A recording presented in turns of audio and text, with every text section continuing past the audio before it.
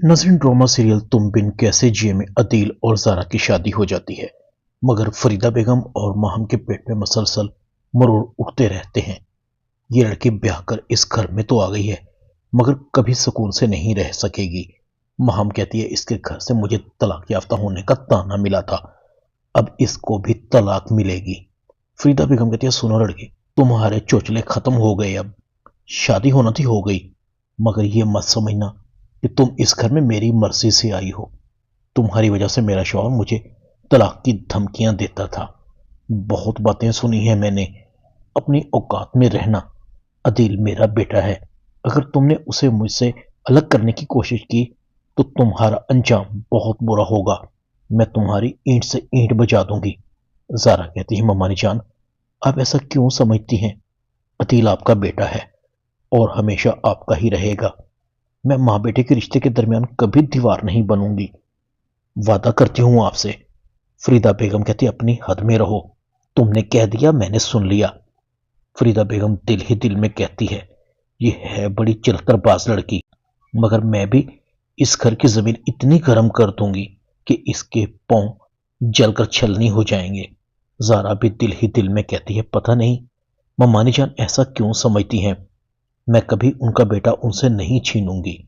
इधर माहम ज़ारा के पास आती है, हम तुम्हें ले तो आए हैं, मगर याद रखना अगर तुमने जरा सी भी किसी किस्म की चालाकी दिखाने की कोशिश की तो तुम्हारा अंजाम बहुत बुरा होगा। मैं तुम्हारी मुलाजमा नहीं लगी हुई कि तुम्हारी खिदमतें करती फिरूं। ये दुल्हनों वाला लिबास उतारो, अदील यहां नहीं है। ज़ारा कहती अदील कहाँ गया? ज़ारा कहती अम्मी को लेकर गया है। जब से तुम्हारे मनहूस कदमों की चाप इस घर में आने लगी थी, हमारे घर पर हर रोज कयामत गुजरती थी। तुम तो हो ही बड़ी मनहूस, दिल तो करता है कि तुम्हारा गला दबाकर तुम्हें जान से मार दूं। माहम ज़ारा का गला जोर से दबाती है। ज़ारा कहती है मेरा गला छोड़िए, दर्द हो रहा है मुझे, मेरी सांसें रुक रही हैं। माहम कहती है मैं ऐसे तो नहीं छोड़ूंगी तुम्हें। ज़ारा अदील को आवाज देती है। माहम फौरन ज़ारा का गला छोड़ देती है। ज़ारा के हाथ से दूध का गिलास गिर जाता है। माहम कहती है अच्छे से फर्श की सफाई करो और खबरदार अगर तुमने अदील को कुछ बताया तो, वरना तुम्हारी खैर नहीं। ज़ारा के लिए फरीदा और माहम दोनों माँ बेटियों से निपटना आसान नहीं था, क्योंकि दोनों ने छुरियां तेज कर रखी थी। ज़ारा के चेहरे पर परेशानी थी। मम्मानी जान और माहम मुझसे इतनी नफरत क्यों करती हैं? आखिर मैंने इनका क्या बिगाड़ा है? अदील ज़ारा से पूछता है क्या हुआ, परेशान हो?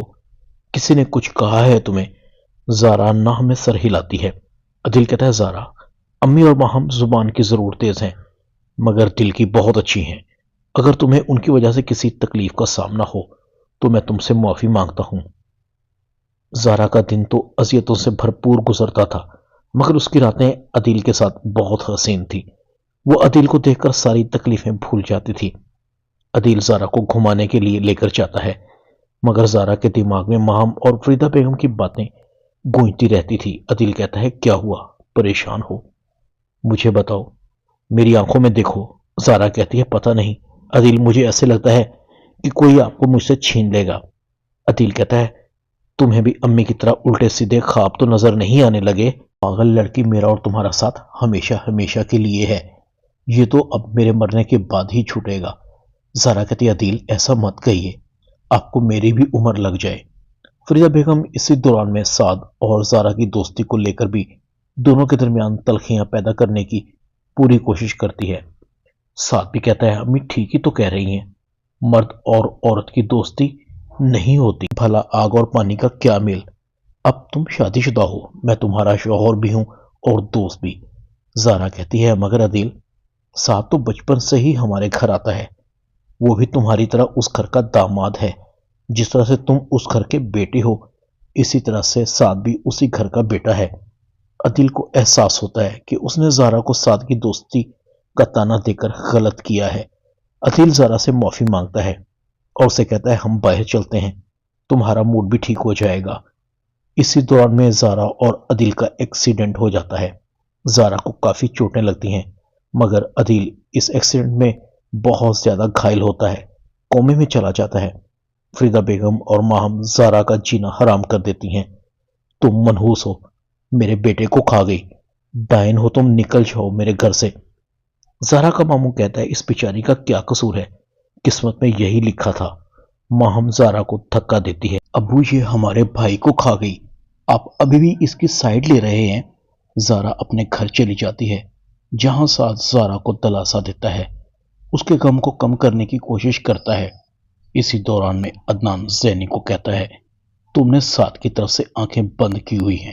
ادھر سعد ہر وقت زہرا کے ساتھ رہتا ہے، تمہیں تو نہیں کھٹک رہا مگر مجھے کھٹک رہا ہے، زہرا تم سے تمہارا ساتھ چھین لے گی۔ زینی کو بھی شک پڑ جاتا ہے کہ سعد کی دلچسپی زہرا میں ہو گئی ہے۔ زینی بھی زہرا سے ناراض ہوتی ہے اور یوں دونوں بہنوں کے درمیان دوریاں پیدا ہو جاتی ہیں۔ زہرا زینی کی غلط فہمی کو دور کرنے کی کوشش کرتی ہے، تم کیا سمجھتی ہو کہ میں سعد کو تم سے چھین رہی ہوں؟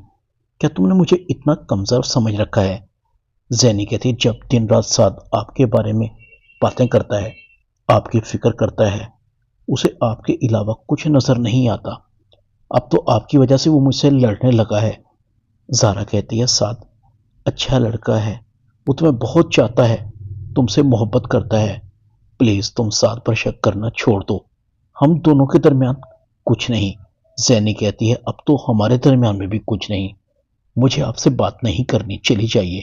زہرا کہتی ہے میں کیسے سمجھاؤں تمہیں زینی، تم میری وجہ سے سعد سے اپنا دل میلا مت کرو۔ اور اسی وجہ سے زہرا کا باپ بھی زہرا کو قصوروار سمجھتا ہے۔ زہرا اپنے باپ کو بھی کہتی ہے پلیز ابو آپ تو میرا یقین کریں۔ زہرا کا باپ کہتا ہے کیسے یقین کروں، تمہاری وجہ سے سب ختم ہو گیا ہے، اس سے بہتر تو مجھے موت آ جائے۔ زہرا کہتی ہے ابو ایسا مت کہیں، آپ کو تو اپنی بیٹیوں پر بہت اعتماد ہے۔ زہرا کا باپ کہتا ہے وہی تو ختم ہو گیا ہے اور وہ بھی اس دنیا سے چلا جاتا ہے۔ زہرا کہتی ہے میری قسمت کا ہی قصور ہے، میرے اپنے مجھ سے ایک ایک کر کے بچھڑ رہے ہیں، کاش میں ہی مر جاتی۔ زہرا سعد کو کہتی ہے پلیز سعد تم مجھ سے مت ملا کرو، زینی پتہ نہیں کیا سمجھتی ہے۔ سعد کہتا ہے زینی سمجھتی ہے تو سمجھتی رہے، تم میری دوست ہو اور میں اس مشکل وقت میں تمہیں اکیلا نہیں چھوڑ سکتا۔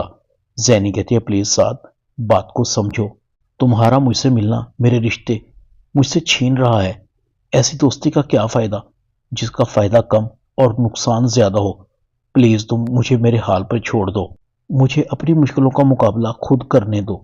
زہرا عدیل کا بہت خیال رکھتی ہے، عدیل آہستہ آہستہ ٹھیک ہونے لگتا ہے، اس طرح زینی کی غلط فہمی دور ہو جاتی ہے۔ فریدہ بیگم کو بھی احساس ہو جاتا ہے کہ اس نے زہرا کے ساتھ بہت غلط کیا، اس کا بیٹا جن حالات سے گزرا ہے ان کی وجہ زہرا نہیں بلکہ وہ خود تھی۔